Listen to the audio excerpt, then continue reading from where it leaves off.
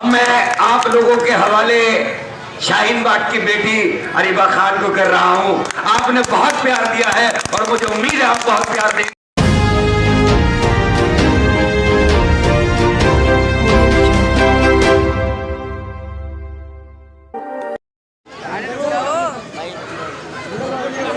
अस्सलाम वालेकुम। बहुत बहुत शुक्रिया आप लोगों का, इतनी बड़ी तादाद में आज आप लोगों ने शिरकत करी हमारी इस जनसभा में, तहे दिल से शुक्रिया। आप और मेरे बड़ों का भी शुक्रिया, यहाँ मेरे जितने सरपरस्त हैं उनका शुक्रिया, जिनकी सरपरस्ती में मुझे आज ये मौका मिल रहा है आप लोगों से बात करने का। देखिए, इलेक्शन का बस 2-3 दिन बचे हैं, संडे को वोटिंग होनी है। मुद्दे बहुत हैं इस इलाके में, बातें बहुत है कहने के लिए। आम आदमी पार्टी वालों के लिए अगर बात करनी शुरू करें तो शायद पूरी रात कम पड़ जाएगी। उनकी कमियों को गिनाना शुरू करें।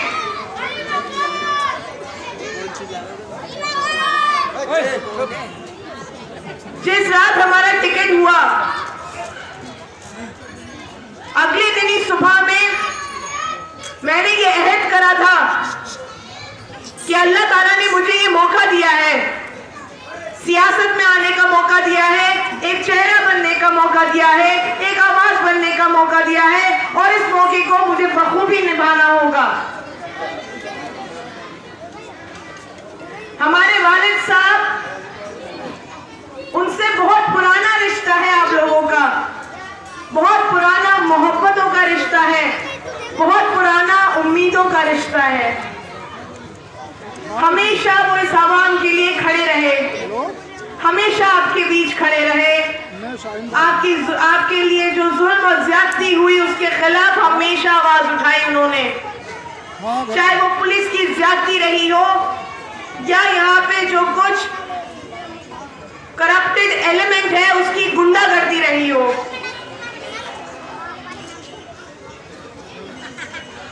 इस इलाके में बहुत ही बेसिक फैसिलिटीज हैं, बहुत ही बेसिक एमिनिटीज हैं, जिनसे यहाँ के लोगों को पिछले कुछ सालों में महरूम रखा गया है, तरसा के रख दिया गया है यहाँ के लोगों को उन कामों के लिए। क्या हमारा हक नहीं बनता कि हमारे लिए वो काम कराए जाएं? जहाँ इस्लाम सिखाता है कि पाकी तिहारत आधा ईमान है, वहां मुसलमानों के ऊपर इतना बड़ा धब्बा लगा हुआ है कि मुसलमान तो कूड़े के ढेर के में ही खुश है, इन्हीं गंदी नालियों और सड़कों में ही खुश है। जिस गली में भी घुसो एक छोटा कूड़े का पहाड़ तैयार रखा है बड़ा होने के लिए। हर गली का हर आदमी ये बात कह रहा है कि मैं अपने पास से पैसे दे रहा हूं और गली की सफाई करा रहा हूं। आप इस बात से इत्तेफाक रखते हैं कि नहीं? कितने लोग आप में से हैं जो अपने पास से पैसे देके अपनी गलियों की सफाई करा रहे हैं? ये आपकी जिम्मेदारी नहीं है कि आप अपने पास से पैसे देके अपनी गलियां बनवा सफाई कराएं। नुमाइंदे क्यों आते हैं?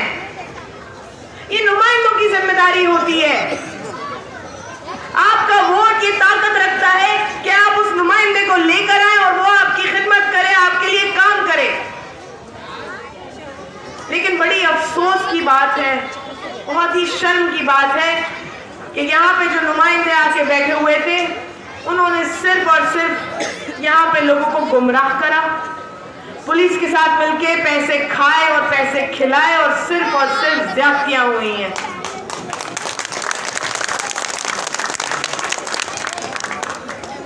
ये मुसलमान नुमाइंदे हैं जो मुसलमान अवाम के लिए किसी काम नहीं आए। ये वो मुसलमान नुमाइंदे हैं जो केजरीवाल जी का नाम ले लेके अभी तक वोट मांग रहे हैं।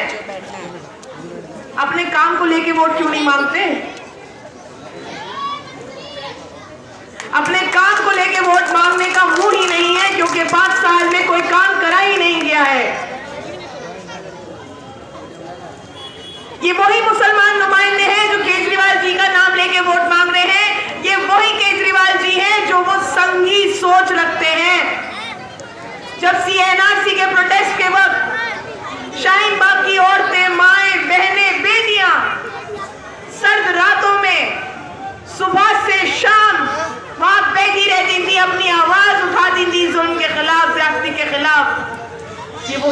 केजरीवाल जी हैं जिन्होंने कहा था दिल्ली पुलिस मेरे अंडर कर दो, मैं ये पूरा प्रोटेस्ट उकड़वा दूंगा। ये वही केजरीवाल जी हैं जिन्होंने कोविड के वक्त सारा इल्जाम मरकज पे लगा दिया था कि दिल्ली में जो कोविड का बुरा हाल हुआ है उसका जिम्मेदार मरकज है। ना गुरुद्वारा है ना मंदिर है, ये मरकज वालों ने हाल खराब करा है दिल्ली का। मौलाना साद साहब जैसी अजीम शख्सियत को किस तरह से इन लोगों ने बदनाम करके रख दिया था उस वक्त। ये वही केजरीवाल जी हैं जो दिल्ली के दंगों में अपने घर से नहीं निकले। हमारे मुसलमान भाइयों को शहीद कर दिया गया, बेरहमी से काटा गया, मारा गया, इनके पैर घर से बाहर नहीं निकले। ये वही केजरीवाल है जब जामिया पे हमारे भाई बहनों पे लाठियां बरसाई गई, यूनिवर्सिटी के अंदर घुस घुस के मारा गया, ये तब भी नहीं आए आम आदमी से पूछने कि किस हाल में हो, किस जुल्म से गुजरे हो, किस ज्यादती से गुजरे हो।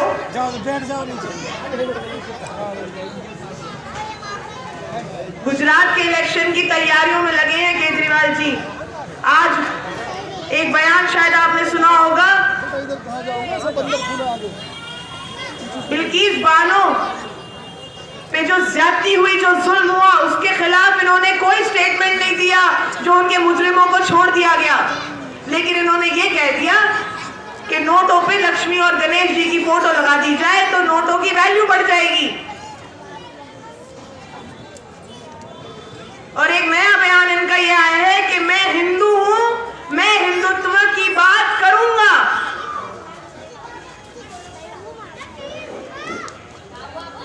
जिस स्टेट में इलेक्शन हो रहा होता है वहां के लोगों को गुमराह करने पहुंच जाते हैं।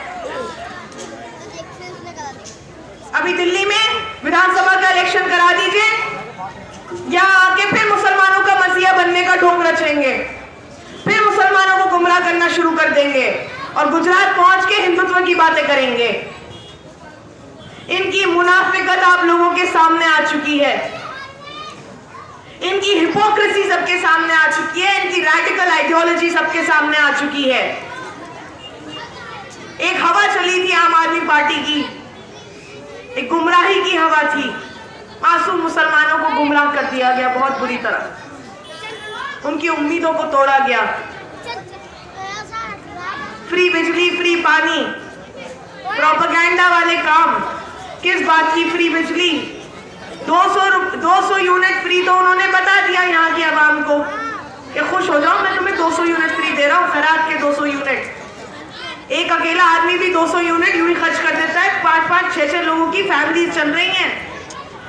लेकिन ये नहीं बताया उन्होंने कि 200 यूनिट के बाद 3.5 रुपए चार्जेस हैं पर यूनिट के। लेकिन जब शीला दीक्षित जी की सरकार थी तो 2.5 रुपए चार्ज हुआ करता था। इसी तरह ही तो गुमराह कर रहे हैं यहाँ के लोगों को। फ्री पानी की बात होती है, कई लोग इस बात पे आके अभी आपसे बात कर चुके हैं कि किस बात का फ्री पानी। मुझे लगता है ये एक लौता इलाका ऐसा है जहां पे पानी वाला थैली पे कैन लेके चलता है पानी की। 30-30, 40-40 रुपए की कैन खरीदनी पड़ती है लोगों को पीने के पानी की। और कमाल की बात ये देखिए, आपके होली फैमिली हॉस्पिटल के बराबर में ही पानी का प्लांट है जो पूरे साउथ दिल्ली में पीने का पानी सप्लाई करता है। यहाँ से पानी की लाइन बसंत कुंज तक खिंची हुई है, लेकिन इस इलाके में पानी नहीं आ रहा है पीने का।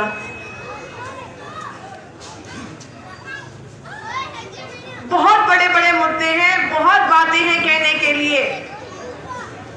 आखिर में बात वही आ जाती है कि इनकी जहनियत, इनकी सोच, इनके इरादे किस तरह के करप्टेड हैं। हमारे वालिद साहब ने हमेशा आपके बीच खड़े होकर जुल्म और ज्यादती के खिलाफ आवाज उठाई। 5 दिन पहले जो तैयब मस्जिद पे वाकया हुआ, आप सभी लोग वाकिफ होंगे उस वाकये से। आम आदमी पार्टी आके ये कहती है कि बीजेपी धर्म की राजनीति करती है। बिल्कुल करती है। और आपने जो तैयब मस्जिद में जाके करा वो क्या था? क्या वो धर्म की राजनीति नहीं थी? एक मस्जिद जैसी पाक जगह जहां इंसान जाके पूरी दुनिया को भूल जाता है, उसका राब्ता सिर्फ उसके खुदा से होता है। ऐसी जगह पे जाके आपने इतनी शर्मनाक हरकत करी, एक घटिया सियासी हथकंडा आजमाया। ऐसी भी क्या बौखलाहट चढ़ गई है।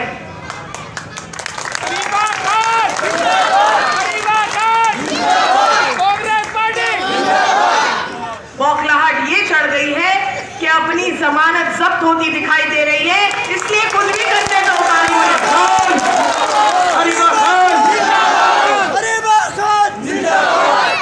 मैं तो कह रही हूँ यही 1 लाख रुपए कूड़ा उठाने में लगा देते तो ये सब करने की जरूरत भी ना पड़ती।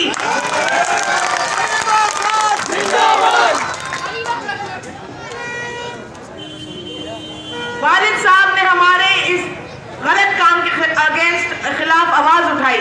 वहां के लोकल रेजिडेंट्स ने बुलाया, आवाम ने बुलाया कि आप आके इसके खिलाफ बोलिए, आवाज उठाइए। आवाज उठाने का नतीजा ये हुआ कि उन्हें रात के 3 बजे अरेस्ट कर लिया गया। हमारे घर में 70 पुलिस वाले घुसे रात के 3 बजे। हम 4 लोग थे घर में, 3 औरतें 1 आदमी। 70 पुलिस वाले हमारे घर के अंदर घुसे, दीवारें लांग के घुसे, चोरों की तरह घुसे, बिना लेडी कांस्टेबल्स के घुसे, दरवाजे तोड़ के घुसे। एक आदमी का डर और खौफ ऐसा है पुलिस में कि एक आदमी को पकड़ने 70 पुलिस वाले घुसे।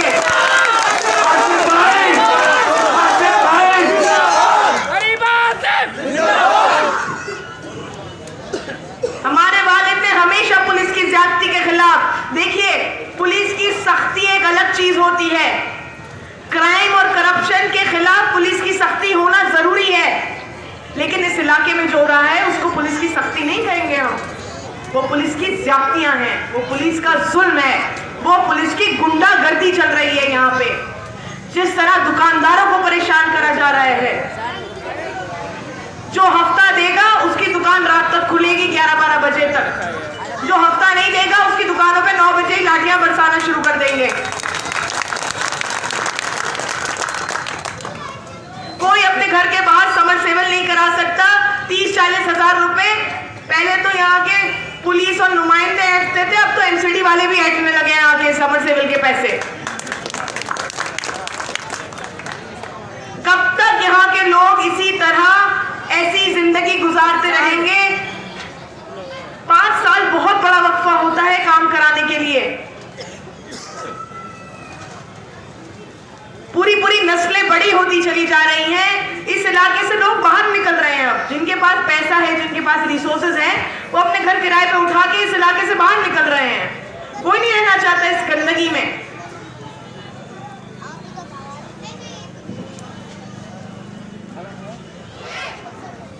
मैं फिर वही बात कहूंगी, जिस तरह आप लोगों को महरूम रखा गया है आपके राइट से, आपके हुकूकों से।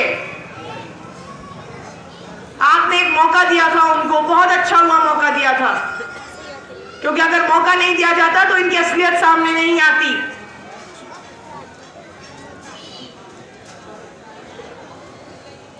मैं जब छोटी थी 7 साल की, हमारे वालिद साहब तब जेल में थे, काउंसलर का इलेक्शन था उनका, मुझे आज भी याद है। यहीं के लोग थे जिन्होंने अपनी मोहब्बतों से और दुआओं से हमें इस कदर का नवाजा था, इस कदर मोहब्बतों से नवाजा गया था। आप लोगों ने अपना खून तक मुझे दिया था। मैं आज भी जब घर घर जा रही थी, एक एक घर हम गए, एक एक दुकान पे हम गए कैंपेन करने के लिए। कितने लोगों ने मुझसे कहा कि तुम इतनी सी थी, हमने तुम्हें अपना खून दिया था। ये तो मोहब्बतों का आलम है आप लोगों का। कोई मुकाबला नहीं है इस मोहब्बत का, इस दुआ का। बहुत कोशिशें करी गई हमें डराने की, हमें झुकाने की। जिस वक्त रात को पुलिस हमारे घर में घुसी है बिना लेडी कांस्टेबल्स के, मेल पुलिस ऑफिसर्स ने मेरे हाथ मोड़ा, मेरे हाथ से फोन छीने, मेरे चोटें आई, मगर मैं डरी नहीं।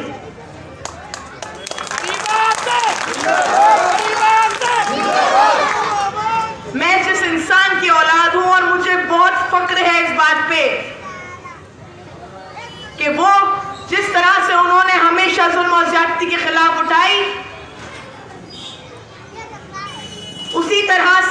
भी डट के खड़ी रही, क्योंकि एक हाथ से मोहम्मद खान को ये बंद कर सकते हैं, लेकिन जो 1000 हाथ से मोहम्मद खान मेरे साथ खड़े हैं उन्हें कैसे रोकेंगे।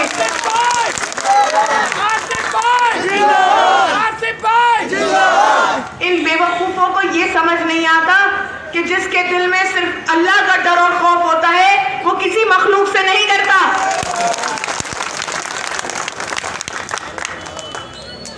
बहुत कोशिश करी गई, बहुत हथकंडे आजमाए गए हमारा इलेक्शन खराब करने की, हमें डराने की कि मैं डर के घर बैठ जाऊं, मैं हार मान लूं, क्योंकि हार तो इन्हें अपनी दिखाई दे रही है।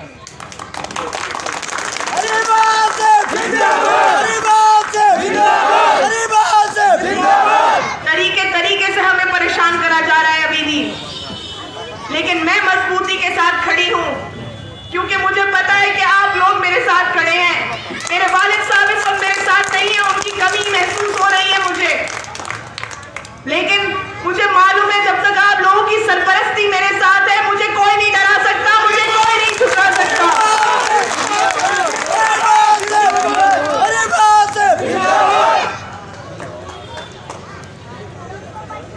ये वक्त आ चुका है, एक जंग शुरू हो चुकी है जुल्म और ज्यादती के खिलाफ। अगर अभी भी आप लोगों ने अपना फैसला सही तरीके से नहीं लिया तो अगले 5 सालों में आप खुद सोच समझ सकते हैं कि किस तरह से इस इलाके को गंदगी का ढेर बना दिया जाएगा, किस तरह ये इलाका धंस के रह जाएगा इन्हीं गंदी सड़कों, नालियों और गंदगियों में। अब वक्त है बदलाव का, अब वक्त है डेवलपमेंट का, अब वक्त है इस सोसाइटी और कम्युनिटी में वेलफेयर और काम कराने का। आपका वोट बहुत अहमियत रखता है, बहुत वैल्यू रखता है, बहुत कीमती वोट है। बूंद बूंद से ही समंदर बनता है, इसी तरह आपका एक एक वोट ही वो ताकत रखता है कि पूरी पूरी सरकारें पलट दें।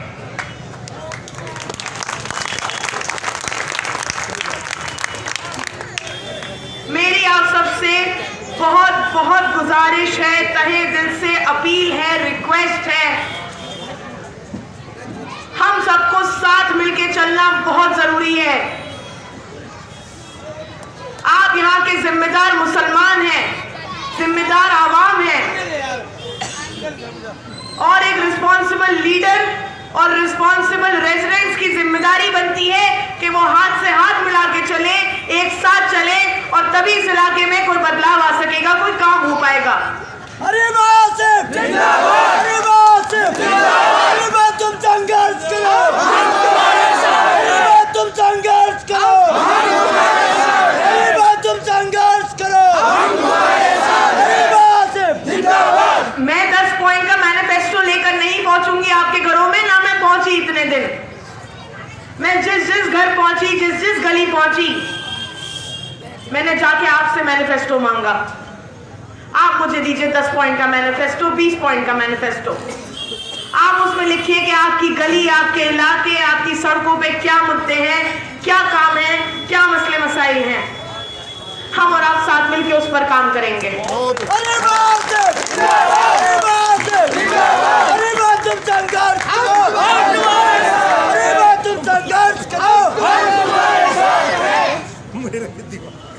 4 तारीख को भरपूर तादाद में आप लोगों से मेरी अपील है कि ज्यादा से ज्यादा लोग वोट देने निकलें, अपने घर ना बैठें। आप लोगों को एक बदलाव लेके आना है। अब इस इलाके में आप लोग ही वो ताकत रखते हैं। अगर आप घर बैठ गए 4 तारीख को, फिर 5 साल भी आपको घर ही बैठना पड़ेगा, क्योंकि सड़कें इस काबिल ही नहीं बचेंगी कि बाहर निकला जाए।